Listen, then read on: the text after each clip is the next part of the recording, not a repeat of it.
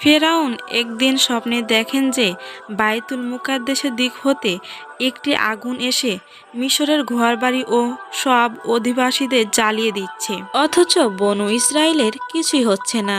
ভীত অবস্থায় ঘুম থেকে জেগে উঠলেন। তারপর দেশের বড় বড় জ্যোতিষী ও জাদুকরকে ডাকলেন এবং স্বপ্নের সব কিছু খুলে বললেন। জ্যোতিষীগণ বলেন যে অতি সত্বর বনু ইসরায়েলের মধ্যে একটি পুত্র সন্তান জন্মগ্রহণ করবে, যার হাতে মিশরীয়দের ধ্বংস নেমে আসবে। মিশর সম্রাট ফেরআউন জ্যোতিষদের মধ্যে যখন জানতে পারলেন যে অতি সত্বর ইসরায়েল বংশে এমন একটা পুত্র সন্তান জন্মগ্রহণ করবে যে তার সাম্রাজ্যের পতন ঘটবে, তখন তিনি ফেরআউন বনু ইসরায়েলের ঘরে নবজাত সকল পুত্র সন্তানকে ব্যাপক হারে হত্যার নির্দেশ দিলেন। উদ্দেশ্য ছিল এভাবে হত্যা করতে থাকলে এক সময় বনু ইসরায়েলের বংশের যুবক শূন্য হয়ে যাবে, বৃদ্ধরাও মারা যাবে, মহিলারা সব দাসী হতে বাধ্য হবে। অথচ বনু ইসরায়েল ছিল মিশরের শাসক শ্রেণীর এক উচ্চ মর্যাদা সম্পূর্ণ জাতি। ফেরআউন ও তার মন্ত্রীগণ সারা দেশে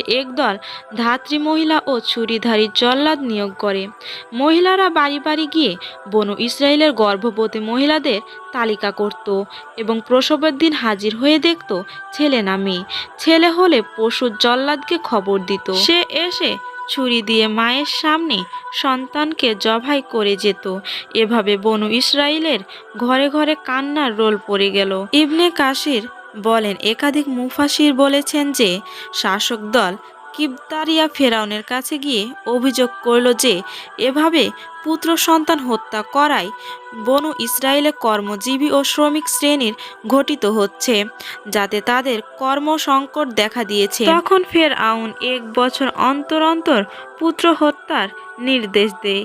এতে বাদ পড়া বছর হারুনের জন্ম হয়, কিন্তু হত্যার বছরে মূসা আলাইহিস সালামের জন্ম হয়। ফলে পিতামাতা তাদের নবজাতক সন্তানের নিশ্চিত হত্যার আশঙ্কায় দারুণভাবে ভীত হয়ে পড়ে। তারপর ফেরআউনের সৈন্যদের হাতে নিহত হবার নিশ্চিত সম্ভাবনা দেখা দিলে আল্লাহর প্রত্যাদেশে ইলহাম অনুযায়ী পিতামাতা তাদের প্রাণধিক প্রিয় সন্তানকে সিন্ধুকে ভরে বাড়ির পাশে নীল নদীর ধারে ভাসিয়ে দিলেন। স্রোতের সাথে সাথে সিন্ধুকটি এগিয়ে চলল।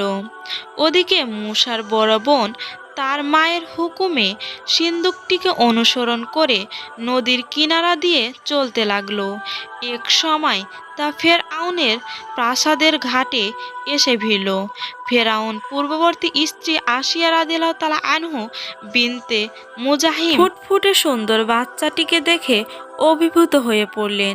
ফেরাউন তাকে বনু ইসরায়েলের সন্তান ভেবে হত্যা করতে চাইলেন, কিন্তু সন্তানহীনা স্ত্রী আপত্তি জানালেন। স্নেহ ও ভালোবাসার কারণে তা সম্ভব হয়নি। অবশেষে ফেরআউন নিজে তার প্রতি আকৃষ্ট হয়ে পড়েন, কারণ আল্লাহ মূসা আলাইহিস সালাম চেহারার মধ্যে বিশেষ একটা মায়াময় ও কমনীয়তা দান করেছিলেন, যাকে দেখলেই মায়ায় পড়ে যেত। ফেরআউনের হৃদয়ে পাষাণ গলতে সেটুকুই যথেষ্ট ছিল। এটাও ছিল আল্লাহর মহা পরিকল্পনার অংশ বিশেষ। ফুটফুটে শিশুটিকে দেখে ফেরাউনের স্ত্রী তার স্বামীকে বললেন, এ শিশু আমার ও তোমার নয়নমণি, একে হত্যা করো না, আমাদের উপকারে আসতে পারে, অথবা আমরা তাকে পুত্র করে নিতে পারি। আল্লাহ বললেন, অথচ তারা আমার কৌশল বুঝতে পারল না। মূসা আলাইহিস সালাম এক্ষেত্রে ফেরআউনের স্ত্রীর কোলে পুত্র স্নেহ পেতে শুরু করলেন। এরপর বাচ্চাকে দুধ খাওয়ানোর জন্য রানীর নির্দেশে বাজারে বহু ধাত্রীর কাছে নিয়ে যাওয়া হলো, কিন্তু মূসা আলাইহিস সালাম কারোরই বুকে মুখ দিচ্ছিলেন না। এটাও আল্লাহর নির্দেশ ছিল। আল্লাহ বলেন, অন্যের দুধ খাওয়া থেকে মূসা আলাইহিস সালামকে বিরত রাখো। এমন সময় অপেক্ষারত মূসা আলাইহিস সালাম এর ভগিনী বলল, আমি কি আপনাদেরকে এমন এক পরিবারের খবর দেব যারা আপনাদের জন্য এ শিশু পুত্রের লালন পালন করবে। রানীর নির্দেশে মূসা আলাইহিস সালামকে প্রস্তাবিত ধাত্রীর গৃহে প্রেরণ করা হলো। মূসা আলাইহিস সালাম খুশির মনে মায়ের দুধ গ্রহণ করলেন। অতঃপর মায়ের কাছে রাজকীয় ভাতা ও উপঢৌকনাদি প্রেরিত হতে থাকলো। এভাবেই মূসা তার মায়ের কোলে ফিরে এলেন। এভাবে একদিন পুত্র হত্যার ভয়ঙ্কর আতঙ্ক হতে মা বাবা মুক্তি পেলেন ও নদীতে ভাসিয়ে দেওয়া সন্তানকে পুনরায় বুকে ফিরে পেলেন।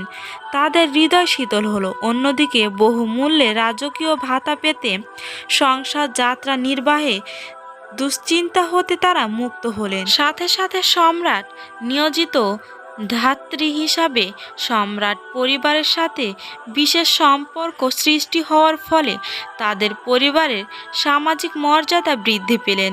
আর এভাবেই ফেরাউনের কৌশলের ওপর আল্লাহর কৌশল বিজয় হলো। তাই আল্লাহ তাআলা বলেন, তারা চক্রান্ত করেছিল কিন্তু আমি কৌশল করেছিলাম, কিন্তু তারা আমার কৌশল বুঝতে পারেননি। প্রিয় দর্শক, এই ইসলামী ঘটনাটি যদি আপনাদের কাছে ভালো লেগে থাকে তাহলে আমার এই পেজটি লাইক, ফলো ও শেয়ার করে দিবেন, কারণ আপনাদের এই একটি লাইক শেয়ার আমাকে আরও ভিডিও বানাতে প্রেরণা দিবে।